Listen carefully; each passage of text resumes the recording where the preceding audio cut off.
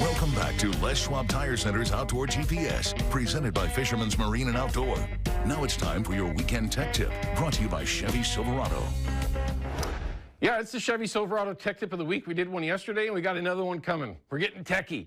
All right, one of the funnest things that I've been able to do this year, although I've been struggling chasing steelhead like a lot of folks have, but I put a drift boat in the fleet, and it was...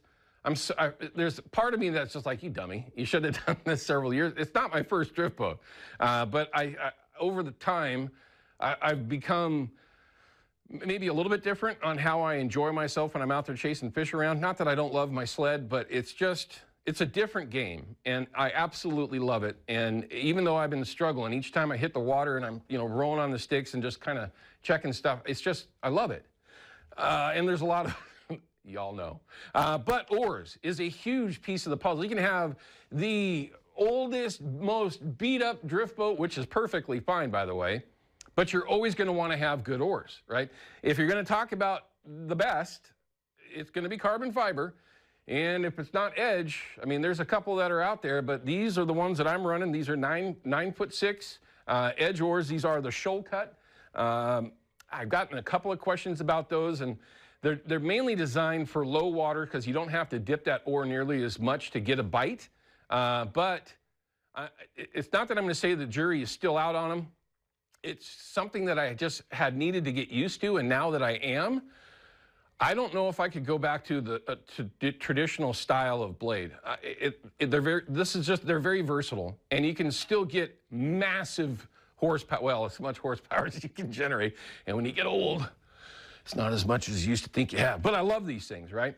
You got to protect them. I mean, 1,000, 1,200, not including oar rights and oar locks. I mean, these things get expensive quick, and mine got beat up relatively quickly, and I was not happy about that. And where they got beat up was in transit, in the drift boat, laying on top of each other, uncovered, strapped down, of course, but it's that vibration and everything just kind of beat them up and just rubbed them in a way that I was not happy about. So I talked to John over at Haxton's. I asked him, listen, can you make me a bag for my oars?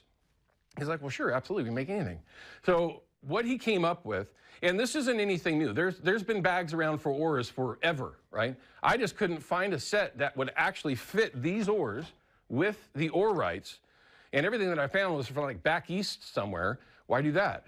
I got Haxton's. So talking to John, he came up with a bag that just blows me away, and I wanted to make sure everybody was aware of it. First things first, what I'm going to show you is it's got just the nice buckles on there. Everything that they do there is over-designed, which is good all the way around.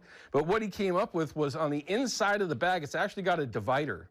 Okay, and this is just made out of, I believe, the same sorts of material that they would use to build boat tops, but it's definitely softer. It's not like super thick or heavy, which I'm glad for. But there's a separator in here, right? You've actually got a little spacer in the middle where you can keep your oars separate from each other where they're not going to rub.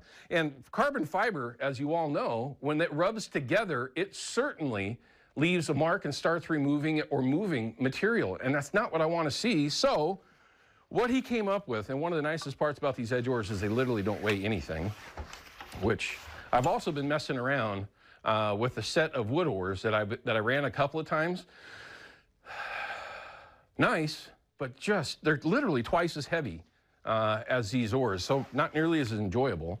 But with these, you just slide your first one in, you take your second one, make sure that it's separated, right, so that you can get the second one in without breaking any of this high-end material in here. Let's do the best we can. Shane's on the switches back there. They tell me I don't want to break his set. But then you just slide your second one right on top. You can get your oar rights in there super easy. And then you just roll it over, clip this thing in. They're not coming out. And then on both ends of the bag, you've got other clips that can keep it nice and tight so they're not bouncing around, which will also keep them from getting themselves, beat up a little bit. There's one up here at the top, and there's another one down here at the bottom. And then a couple of handles, so if you wanted to hold it that way, you can do so. Myself, I just grab it like I am here. But I'll tell you this, one of the things that I figured out right away, once I had that bag, sun is not your friend. okay? Especially if you do have wood oars, say Sawyers, some of the nicest oars that you could ever own. Sawyer oars are phenomenal and extremely popular. The vast majority of them are coated with like a lacquer, right? Which makes them beautiful.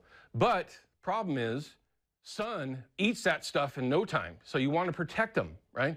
This bag does all of that, keeps them from grinding together and keeps the sun off of them, which I think is a huge deal. And hopefully, if you haven't seen something like that before, it's something that you might look into, because it will protect those oars for a very long period of time. And they're just, the bag itself is just awesome. Anyway, all right, we do have a question though, and I've got a couple of minutes here.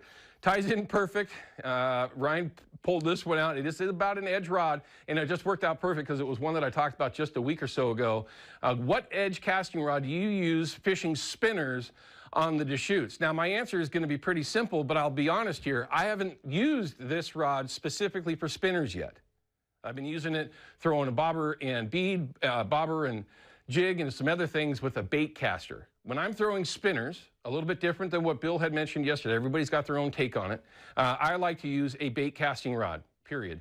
I can control that line as it's flying through the air, that spinner, and I can make that blade lay down as it's flying through the air.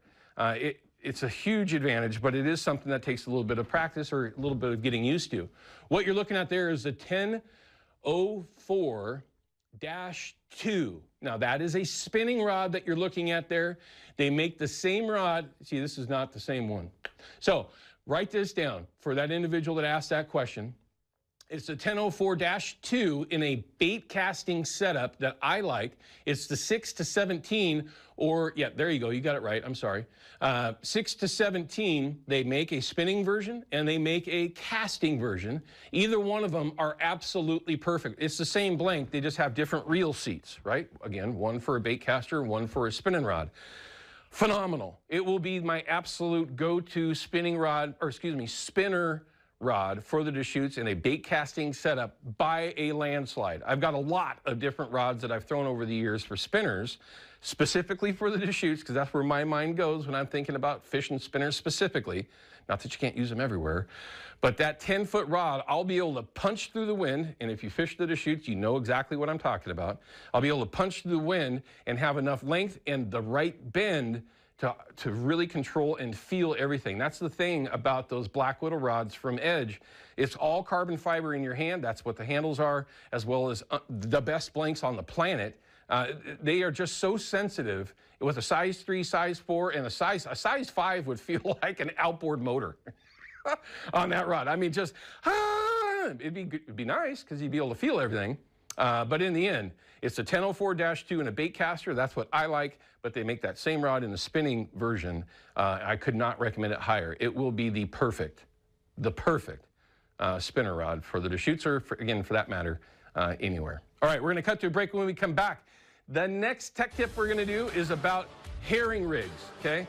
How your hook placement needs to be on your leader. This was a question that was asked a couple of weeks ago. I was unable to answer it during that tech tip, so I've got a couple of versions, the traditional mooching rig and then a 3-hook setup as well. We'll be back with that.